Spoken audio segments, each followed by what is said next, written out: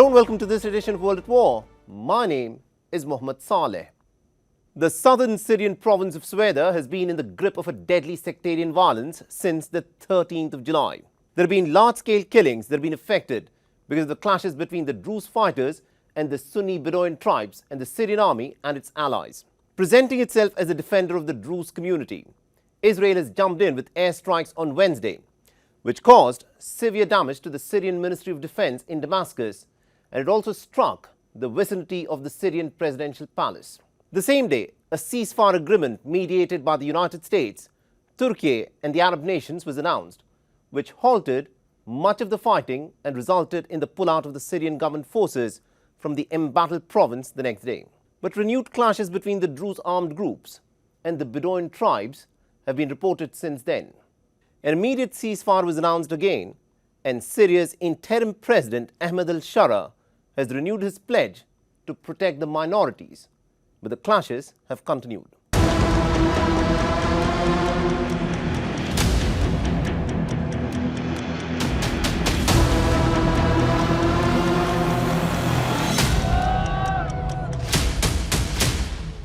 The Druze heartland of Sweda province has been rocked by sectarian violence since last Sunday. Reportedly, the fighting between Druze armed groups and Sunni Bedouin tribes was sparked by a dispute. According to the UK-based monitoring group, Syrian Observatory of Human Rights, 300 members of the Druze religious minority, including 146 fighters and 154 civilians, have lost their lives in the violence since then. Reportedly, 83 of these were summarily executed by the Syrian government forces. In addition to this, at least 257 government personnel and 18 Bedouin fighters were also killed, while 3 Bedouin civilians were summarily killed by the Druze fighters, according to the War Monitor.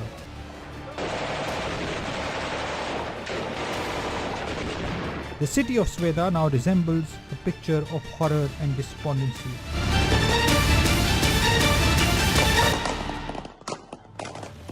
With shops looted, homes burnt, and streets strewn with dead bodies.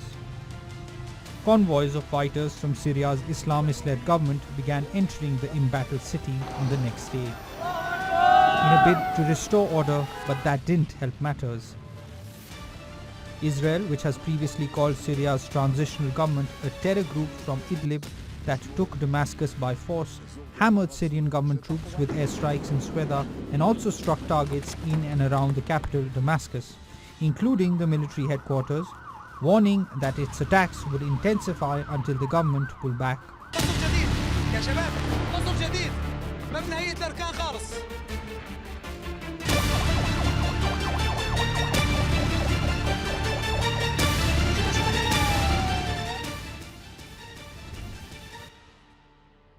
Israeli Prime Minister Benjamin Netanyahu said that Israel's intervention in the clashes was done partly to protect the Druze, but also to prevent the Syrian military from deploying in the south of the country. We are also operating in Syria since this morning. We have a commitment to maintaining the southwestern region of Syria as a demilitarized zone on the border of the State of Israel. We will not allow a return to a situation where a second Lebanon is being established for us there. We are also committed to protecting the Druze residents. We are doing this through intensive operations. I hope we will not have to operate anymore. It depends very much on what is understood and done, and also not done in Damascus.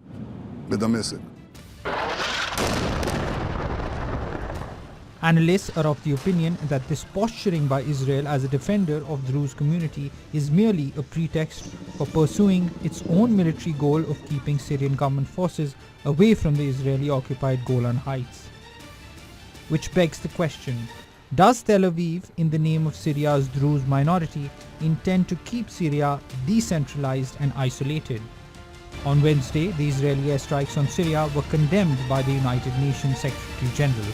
The Secretary General further condemns Israel's escalatory airstrikes on Suwaida, Dara, and in the center of the Syrian capital, Damascus, as well as reports of Israeli Defense Forces redeployment of forces in the Golan. He calls for an immediate cessation of all violations of Syria's sovereignty and territorial integrity and for respect of the 1974 disengagement of forces agreement. It is to be noted that soon after Ahmad al-Sharah's Sunni Islamist group Hayat Tahrir al-Sham led a rebel offensive that ousted Bashar al-Assad's regime last December after 13 years of devastating civil war. He had promised to protect the country's many religious and ethnic minorities. On Thursday, the Syrian interim president Ahmad al-Sharah reiterated that promise, while criticizing Israel for targeting civilians and government facilities, and hailed US, Arab and Turkish mediation from saving the region from what he described as an unknown fate. The Israeli entity resorted to a wide-scale targeting of civilian and government facilities to undermine these efforts, which greatly complicated the situation and pushed the things to a wide-scale escalation without the effective intervention of American, Arab, and Turkish mediations, which saved the region from an unknown fate. Finally, we are keen on holding accountable those who transgressed and abused our Druze people, as they are under the protection and responsibility of the state. Law and justice protect the rights of everyone without any exception. Under the ceasefire agreement, it was also decided that the Druze factions and clerics would be left to maintain internal security in Sweda. On Thursday, an uneasy calm held over the Druze majority city of Sweda following the withdrawal of government forces. But the very next day, plumes of smoke and military vehicles were seen once again on the streets of Volga in Sweda province, and government forces were deployed again to the area. At the center of the recent conflagration, the Druze minority are a 10th century offshoot of a branch of Shia Islam with its own unique identity and beliefs. Half of its roughly 1 million followers live in Syria, where they make up about 3% of the population. Smaller communities reside in Lebanon, Israel, and the occupied Golan Heights. In Israel, many of them serve in the Israeli military. The Syrian minority community, however, agrees that it is an inseparable part of the unified Syrian homeland. The onus now is on the ruling Sunni Islamists to ensure inclusive role for minorities in the multi-ethnic, multi-confessional nation barely emerging from the devastation of a 13-year-long civil war.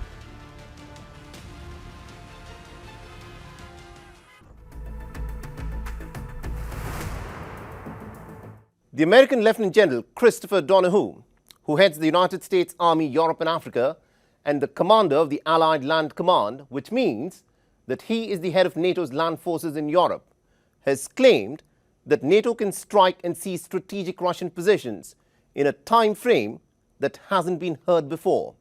Kaliningrad, a Russian exclave with no direct land link to Russia, is amongst the most militarized regions in Europe and is considered a flashpoint in the NATO-Russia tensions. The Russians were pretty quick to hit back, with the Russian lawmaker Leonid Slutsky, the head of the Russian Parliament Foreign Affairs Committee, warning that any attack on Kaliningrad will trigger a proportionate retaliatory response. But what really is the significance of Kaliningrad? And why is the American general, who heads the NATO forces in Europe, talking about plans to take over Kaliningrad? For the first time since Donald Trump assumed his presidency earlier this year, he has publicly committed to sending weapons to Ukraine. Through his comments, it is also very clear that the American president has soured up on the Russian President Vladimir Putin. Night after night, Russia has been staging a relentless barrage of missile and drone attacks on Ukraine. And amidst the sound of these loud explosions, the talk of ceasefire or a negotiated settlement have become that much more feeble. Our next report gets you more details. Under Donald Trump's presidency, the American position on the Ukraine war is changing for the very first time. Donald Trump, the president who took great pride in his art of the deal and who repeatedly campaigned on the promise that he would be able to negotiate a peace deal with Russia in less than 24 hours, is waking up to the geopolitical realities of NATO's frontier. But I'm not done with him, but I'm disappointed in him. So we had a deal done 4 times, and then you go home and you see he just attacked a nursing home or something in Kiev. I said, what the hell was that all about? Do you trust him? I trust almost nobody. For the first time since taking charge at the White House, Donald Trump has committed to sending more weapons to Ukraine, although the European nations of the NATO military alliance will have to pay for those weapons. And amidst this, the American Lieutenant General Christopher Donahue, who is the head of NATO's land forces in Europe, this week has said that NATO will be able to seize the Russian nuclear enclave of Kaliningrad in a time frame that is unheard of. Kaliningrad is the headquarters of Russia's formidable Baltic Sea fleet, dubbed as the world's most dangerous place by some military strategists. The Kaliningrad enclave houses an estimated 12,000 Russian soldiers, 600 units of military equipment, 250 tanks and armored personnel carriers, 55 ships and 40 aircrafts, besides a bunch of nuclear-capable Iskander missile systems. Kaliningrad's strategic location allows Russia to project power right into the heart of Europe. To strike at Kaliningrad would mean to strike at the heart of Russia's ability to project power in the heart of Europe. On the battlefield, Ukraine, that has been backed by the NATO military alliance and clearly on the back foot, Ukrainians are spending their lives in bomb shelters or underground metro stations as Russia continues to light up the Ukrainian night skies with an unrelenting barrage of missiles and drones. The Russian army claims to have captured 10 more settlements in the Kharkiv, Donetsk, and Zaporizhzhia regions. With Trump now hardening his position on Vladimir Putin, one thing is pretty clear: Ukraine is not going to run out of weapons anytime soon.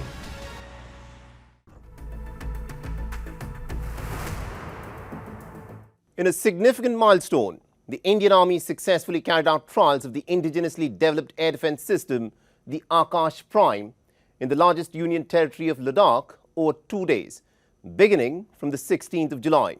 The trials were conducted by the Army Air Defense Corps in collaboration with senior scientists from the Defense Research and Development Organization, or the DRDO, which developed the air defense missile system.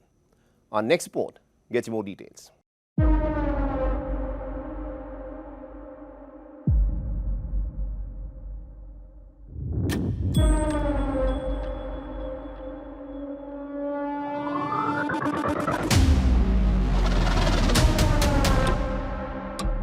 In a bid to further strengthen the air defense system, a 2-day trial of Akash Prime was conducted at an altitude of over 15,000 feet in eastern Ladakh by the Indian Army. During the trial, Akash Prime, which is an upgraded variant of Akash weapon system, scored 2 direct hits on fast-moving aerial targets in the rarefied high-altitude atmosphere. What makes Akash Prime particularly lethal is that it is equipped with an indigenous active radio frequency seeker for enhanced precision irrespective of weather and terrain. The Akash Air Defense System is a medium-range surface-to-air missile platform designed to protect mobile, semi-mobile and static military installations from a range of aerial threats. It can be deployed at heights up to 4,500 meters and can take down targets at a distance of around 25 to 30 kilometers. The Akash system was initially used during Operation Sindoor, where it performed exceedingly well in countering aerial threats from Pakistan. During Operation Sindoor, on 10th of May, Pakistan had used unarmed drones and loiter munitions. None of them actually could inflict any damage to Indian military or civilian infrastructure. Most of them were utilized through a combination of kinetic and non-kinetic means. And some of them, in fact, could be recovered in almost intact conditions.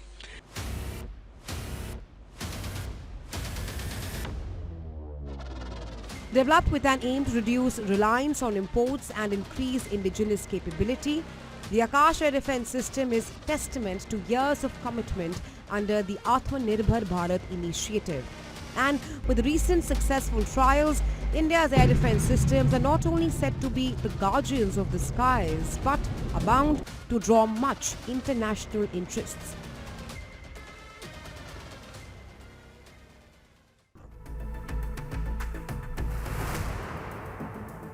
The Jamaat Nusrat al-Islam wal-Muslimin, an al-Qaeda-linked jihadist group, has staged one attack after another on military bases in Mali, Burkina Faso and Niger in the Sahel region. On the 1st of July, the group said that it had carried out a major coordinated attack on 7 military locations in western Mali, including near the borders with Senegal and Mauritania. There is growing concern about the impact that JNIM could have on the stability of the region. Burkina Faso, Mali and Niger have struggled to contain the violence. So why does JNIM now feel so emboldened? And what tactics has it resorted to stage these audacious attacks, where it has specifically targeted the military bases? Our next report gets more details.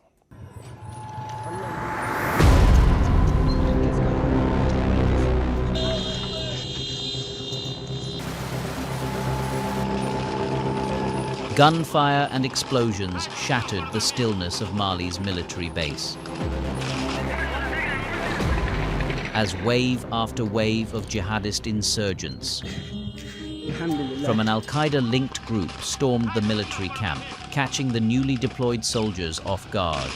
Some troops, unfamiliar with the layout of the base near Mali's southern border with Burkina Faso, scrambled for cover, while others tried to flee into the arid bush.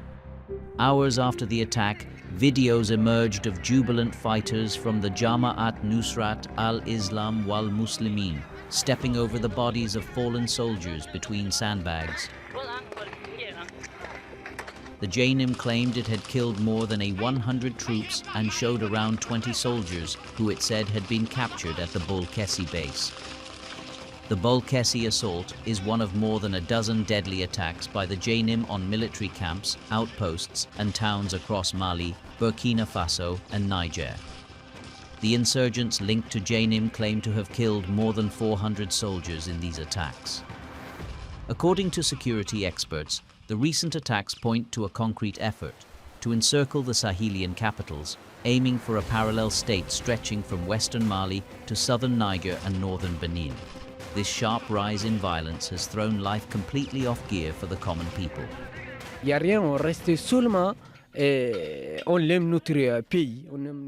There is nothing. We stayed only because we love our country and our region. That's why we stayed. But during the crisis, many things happened. They beat our brothers, they beat our sisters, they beat our parents. Others decided to leave for Burkina Faso and others left for Mauritania. The surge in attacks in May and June marks one of the deadliest periods in the Sahel's recent history and underscores the threat posed by jihadist groups at a time when the regional governments are estranged from their former Western military allies. More than a decade of insurgencies in the Sahel has caused mass displacement, economic collapse, and thousands of deaths, while spreading violence to coastal West Africa. Since the crisis began, everything is ruined. There are no tourists coming, no foreigners coming to Mali. Before we used to travel, we also sold artisanal items here in Mali. Before we traveled, we also sold abroad, but since this crisis began, it's poverty because nothing works. JNIM's battlefield tactics have grown increasingly sophisticated. It now combines traditional guerrilla operations and the use of anti-aircraft weapons with the deployment of drones for surveillance and precision strikes. The group has amassed substantial resources through repeated raids, cattle rustling, hijacking of merchandise, kidnappings, and taxes on local communities. The group's outreach to marginalized communities, particularly the Fulani, has been central to its recruitment. While not all Fulani are involved with jihadist groups, their significant presence among insurgents is largely driven by frustration and a lack of opportunity and not ideology. The military regimes in Mali, Burkina Faso and Niger face a grim dilemma. Their legitimacy rests on the promise to restore security, yet they continue to lose territory. With elections postponed indefinitely and civil institutions weakened, long-term military rule looms. The repeated attacks have left the capitals of Mali and Burkina Faso in a fragile state. The idea of the JNIM taking over Bamako or Ouagadougou, once far-fetched, is now seen as a real threat. Burkina Faso appears to be in a particularly precarious state, with the insurgents exerting influence over 60% of the country.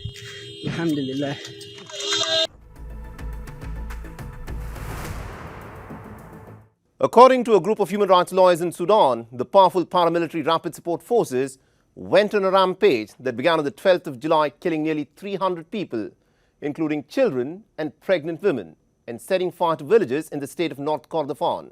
The statement that was issued by the emergency lawyers late on Monday came as fighting continues to rage between the paramilitary rapid support forces and the Sudanese army in the western areas of the country. The bitter rivals have been locked in a civil war since April 2023, with the Sudanese army having established firm control over the center and the eastern part of the country, while the rapid support forces that are trying to consolidate their control in the western regions that includes North Kordofan and Darfur. Our next report gets you more.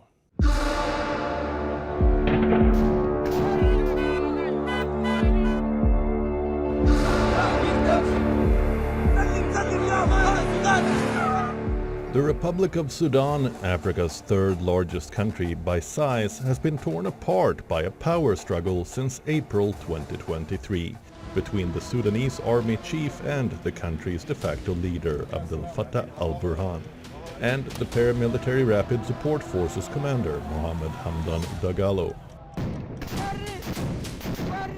The 27-month-long Sudan war has killed tens of thousands, uprooted more than 14 million from their homes, and precipitated what the United Nations describes as the world's largest humanitarian crisis. Would amount to war crimes and crimes against humanity. The country has effectively been divided in two, with the Sudanese army holding sway at the center, east and north, whereas the paramilitary rapid support forces are in control of nearly all of Darfur and parts of the south. According to emergency lawyers, last Saturday, the rapid support forces attacked several villages around the city of Bara, which the paramilitary is in control of. In the village of Shag al-Nom, more than 200 people were massacred, with the victims either tragically burned inside their homes or shot dead. In addition to this, 38 more civilians were killed in neighboring villages, and dozens are reportedly missing. The carnage continued the next day in the village of Hilat Hamid, where at least 46 people, including pregnant women and children, were killed. Placing the responsibility of the barbaric attacks with the Rapid Support Forces leadership, the emergency lawyers said, and I quote, "It has been proven that these targeted villages were completely empty of any military objectives," which makes clear the criminal nature of these crimes carried out in complete disregard of international humanitarian law. On Sunday, the United Nations International Organization for Migration reported that intensified fighting in the region has forced more than 3,400 people to flee the villages of Shag al-Nom and al-Kordi, with many seeking refuge in the surrounding parts of the city of Bara. The situation in the neighboring state of North Darfur isn't any better. After weeks of lull, fighting restarted this month in El Fasher, the capital of North Darfur, which is Sudanese army's last remaining foothold in the Darfur region. The largest city in Darfur has witnessed an escalation in violence in recent months and is in the grips of a catastrophic humanitarian crisis, with over 1 million civilians trapped under siege for more than a year, facing severe shortages of food, water, and medical supplies. We've lost all our belongings. We have no food or water. My children have been suffering from diarrhea and vomiting. They are hungry and sick, but they have no treatment. This has been going on for 8 days. We can't find any medicine for them.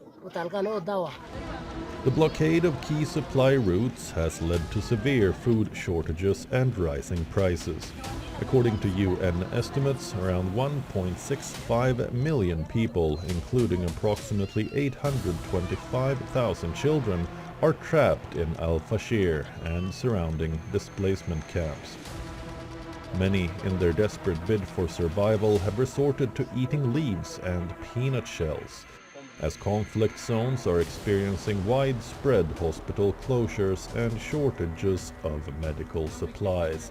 The spread of infectious diseases, especially cholera, which has surpassed 70,000 infections, is proving to be a headache for Sudan's health system. The current epidemic is the result of more than 2 years of warfare. The conflict has led to the displacement of the people, and many people's lives and properties have suffered serious damage. Medical facilities, equipment and supplies have also been systematically damaged. The war brought about a serious epidemic.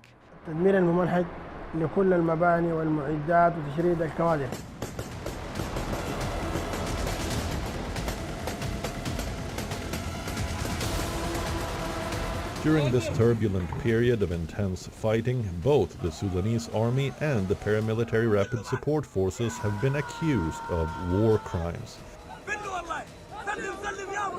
Unfortunately, in a country where nearly 25 million people, half of its population, are suffering dire food insecurity. The Game of Thrones between the warring generals continues, despite continuous mediation efforts.